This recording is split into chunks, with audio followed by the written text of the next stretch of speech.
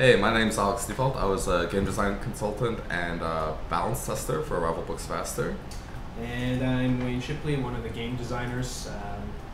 We brought Alex in to play a couple games with us and talk about some of the cards and some of the considerations he made when he was helping us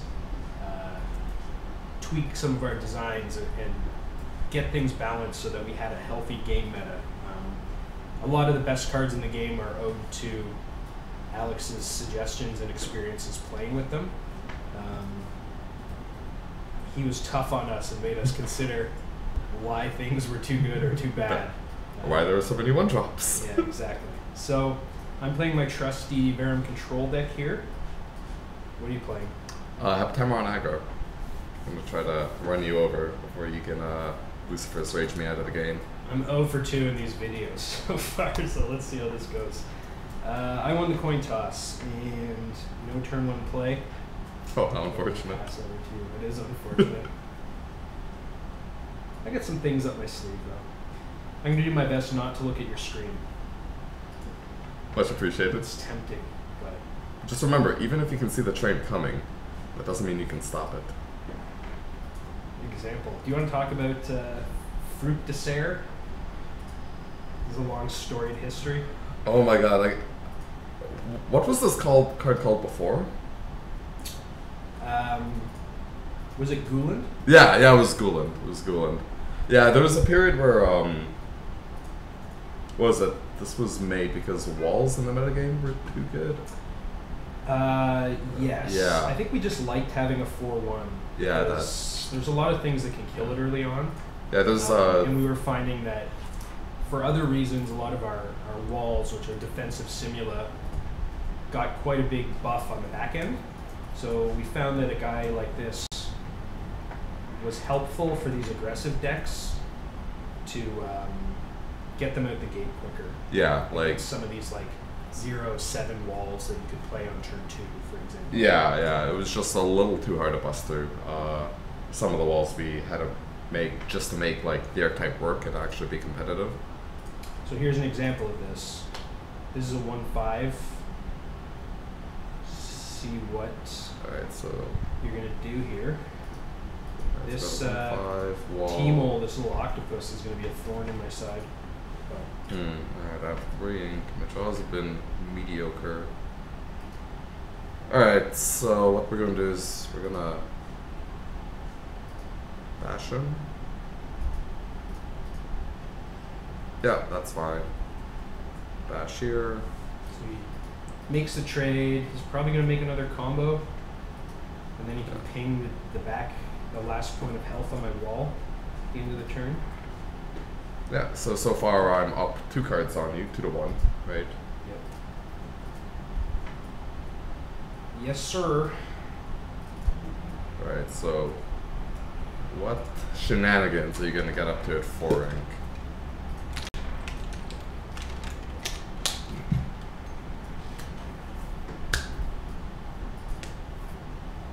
Really like to draw 4 drop next turn. That'd be. I'm just going to play the same Duke's Perch again. What a guy. Copy. And I mean, I don't mind this too much. I got. That was not the ideal draw. Trades for a couple things here. That's good. I wonder if I played that train poorly. I think the Heptameron that Alex is playing are not heavy on sort of direct removal like the Veramar, so it's likely that he's got to rely on his simula to clear things off my board. So hopefully I can get some trades.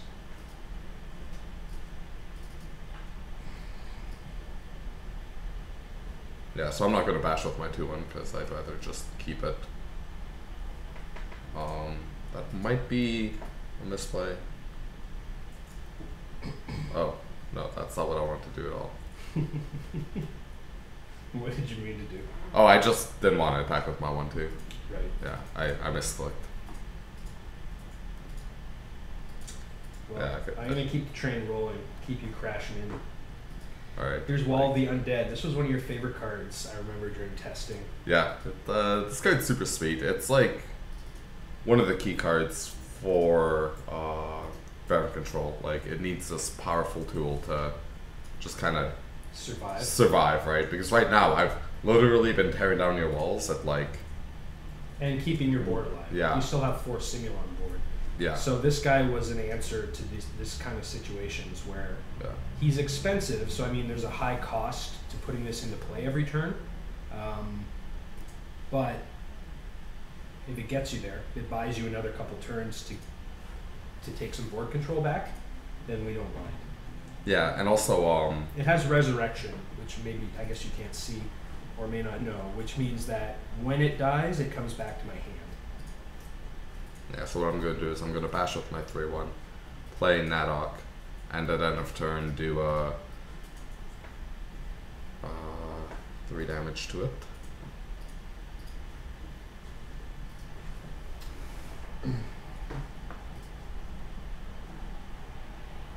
It's getting grindy. Yeah. Is it grindy in here, or is it just me? It's pretty grindy. I really want to draw one of my armor effects so I can bash through your walls without netting damage on my creatures.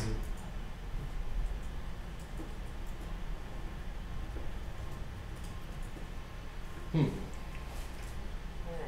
Yeah, as you can see, my draws were slightly So I uninspired. could just replay my wall of the undead here, which wouldn't be terrible. It could keep eating things and keep me alive, but I think I'm going to do something different.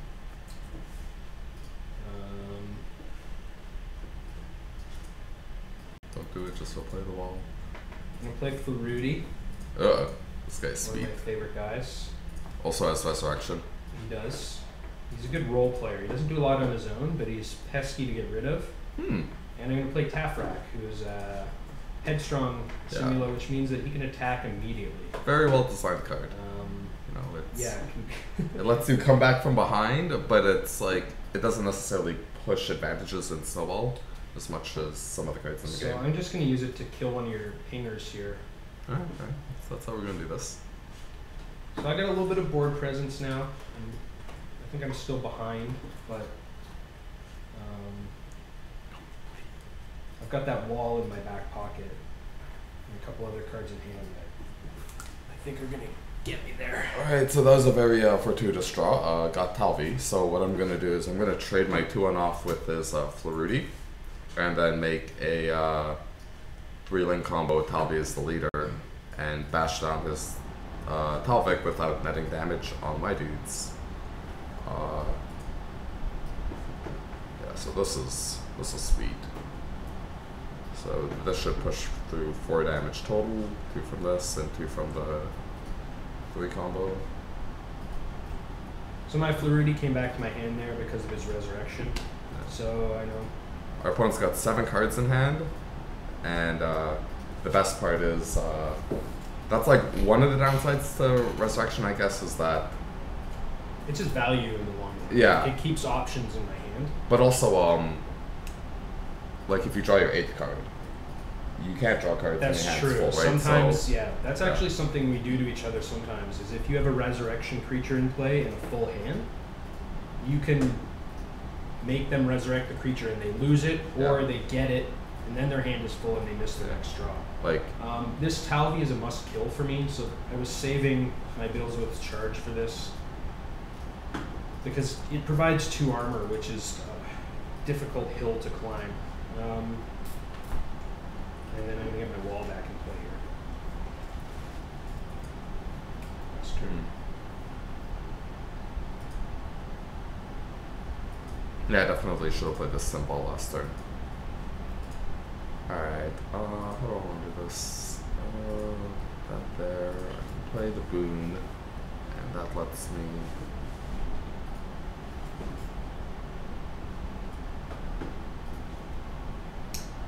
So this is exactly the type of game that my control deck likes, or that I want to play, is where I'm, it sounds weird, but where I'm losing early, but I'm slowly climbing my way up into having more resources and more options than my opponent. I don't know what's in Alex's hand, but I'm feeling pretty confident about my chances at the moment.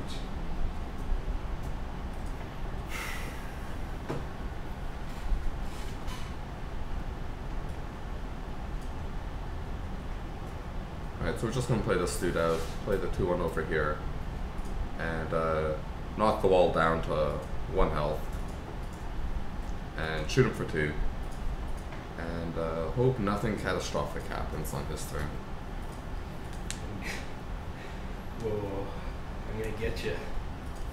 We'll do it. So incoming is another one of my favorite simula in the game, and it has been. He's been through a lot of changes, but he holds a special place in my heart. And this is gonna anger. Oh God! So this is Clownic. Oh. And at the end of my turn, when he's a combo leader, he's gonna deal 1 piercing damage to all of my opponent's simula. And piercing damage is damage that gets through armor. So his simula all have 1 armor now, and that means that all of those creatures with one health and 1 armor are going to get zapped down by my Clownic. Yeah, this is a pretty devastating. Getting So casually 3 for 1 is Oof.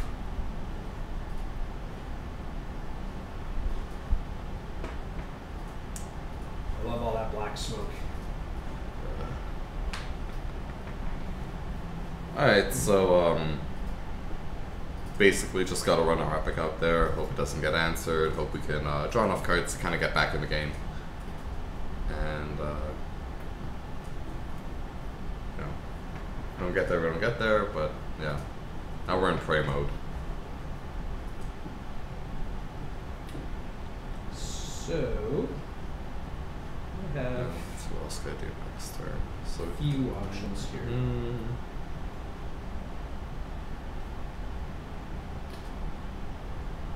So his Ardariel at 6/7 is a very powerful combo ability, which is that it's getting him an extra spell every turn, which I don't like. So you should let it live. It's not a threat. this feels kind of bad, but I'm going to crash my own epic into it. I'm going to play my Lucifer. He's got Headstrong. Unfortunately, he's going to trade here and die as well. But I think I want to keep the card in hand advantage in this game. So I'm going to trade him off. And I think I can afford to do this too. I could get a couple damage in here, but it feels better to wipe this board out. Take a few damage on my Clownic and pass. Yeah, when in doubt, just kill everything. It's a pretty good way to play the deck. Yeah, the game is very much about territory control. Since it matters where you put your simula, you want to be ahead of your opponent in terms of keeping simula in play so that you can activate combos more often and dictate how combat is going to happen on every turn. It's nice. He's going to play Wall of the Undead. Most likely. So I pretty much gotta play. Yeah. I'll play those out. Yeah. I'm gonna put this guy in position 2 just to give me some flexibility on what combo chains I want to make. And pass.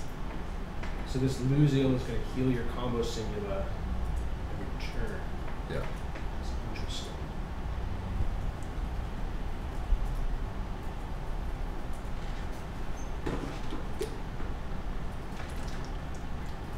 That's 10.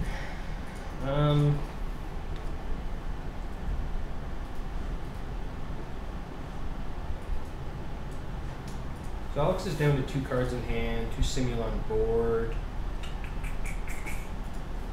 Things aren't looking good. Art? They are not looking good. Not No. looking Yeah, Flarudi, Wall of the Undead in hand, and Yeah. I'm gonna. What am I gonna do? this is one of the hard parts of playing Verum Control is like you have so many great options at about turn 10. You know, it's I just want to show this off. I'm gonna put my Flarudi in play. I'm going to just bash into the 3/3. I'm thinking about it.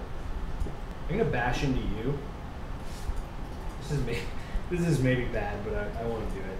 And I'm going to Lucifer's Rage to wipe your board, get my Fluidity back. My Clonic was going to die at some point anyway, so yeah. He did his job. So I'm now up 5 cards to 2. Alex gets the initiative back on an empty board, but I'm up 3 cards.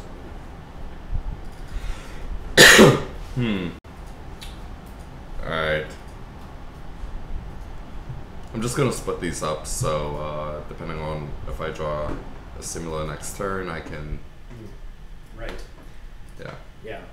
So you can't put two. You can put 2 yellows next to each other, but they won't combo up, which is why he's given himself now the option of having 2 separate 2-card combos, because you need a space between combos for them to activate. Yeah. Yeah. So position 1 and 2, or 4 and 5.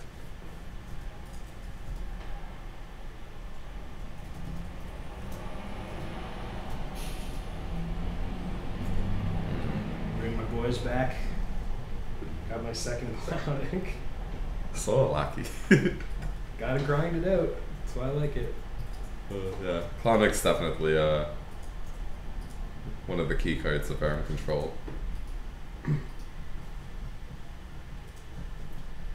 So this is the type of game that could have gone very differently if Alex got armor going quicker this game.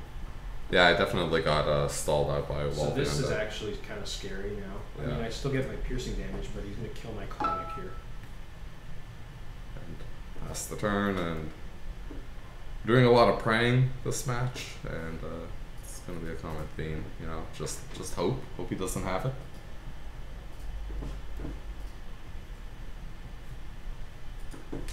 Yeah, so the spoon's like really powerful. There was a point where it wasn't legendary, or epic, so you could have 2 in your deck. Kind of made things a little silly sometimes, along with the 4-ink version that gives +1/+1. So 2 armor again. 2 armor. 2 armor's the nuts. You're all out of Clonics. Unless you're just mad cheating on me. I am out of Clonics. I'm going to gain 3 life from this combo at the end of turn. So again, another little bit of value for me. I'm going to pass back. Oh, that was a pretty good draw. Slam that here, make a 3-2 combo. Just tear down the wall. Oh, you've triggered my snare card. So this is going to kill a random Simula. I wanted to... This combo is broken, though. And I didn't get to attack with it. Yeah. But you still got 2 armor, which is a problem. Yeah. Yeah, I was really hoping to... if you got the 1 out of 3 and blew up by... I was hoping to get the Abai. Yeah, with its ultra powerful boom. Would have been... that just would have been a GG moment, really. Tap at it. I'm gonna just wall up. Neither of my Simula can really attack. I mean, I could attack with the horse, but yeah, bash for 0. Fluidity is hit for 0 to the face. I like it. I do have a 3 Simula combo now, though, so I'm at least gonna get a little bit of combo damage here at the end. I'm gonna get my 3 health back from the wormhole. So I'm still afraid of the Simula that Alex hasn't played, but Come on, just... I'm gonna keep grinding. I don't like that he's cheering for his draw. Alright, so we're going to be able to tear down 2 walls this turn.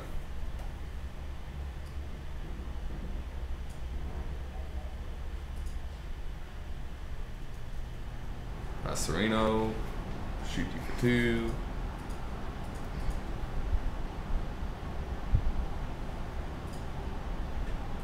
I don't actually mind this too much. Just need one good turn. One turn.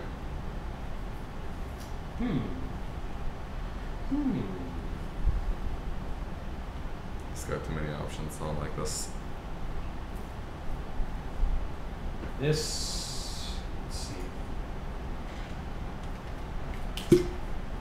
Useason is going to sacrifice himself for the greater good so that I can build with his charge down as combo leader with that boon on it that's granting all that armor. Well. We had a dream. Dream's dead. Yeah, I think I got maybe a draw or two left in my deck that can get me back in this. So you're wearing me out of cards though, man. This is... Yeah, welcome to my world. We're on top decks now. Yeah. Luckily those 2 Resurrection Simula are still sticking around.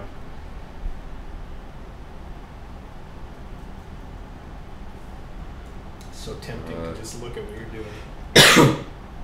Alright, so I'm going to play this guy in the 4th position and just shoot Wayne for 2 with Doublon. Closing the gap. Closing it up.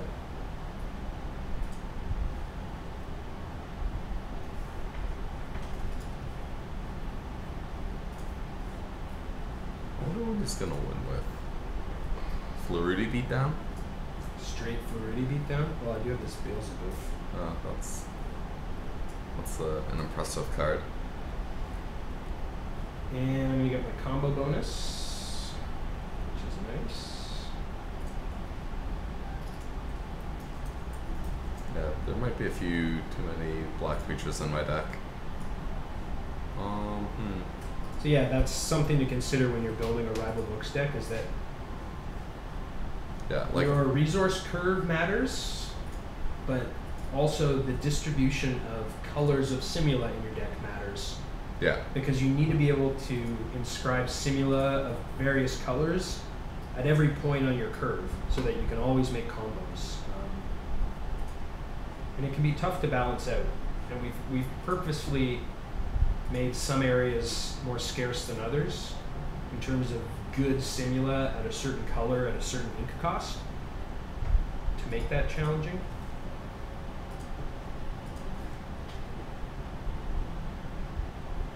Yeah, I don't know. I just don't see much of a point in playing this out right now. I'll wait till next turn. Watch me get punished and draw a 6 drop and, you know, be an ink short, but whatever. I'm gonna kill my Fluidity here to get him back. So that I can play a bigger green Simula in the same spot and keep my combo alive. Yeah, things are looking pretty bleak. Yeah. I'm just gonna face you.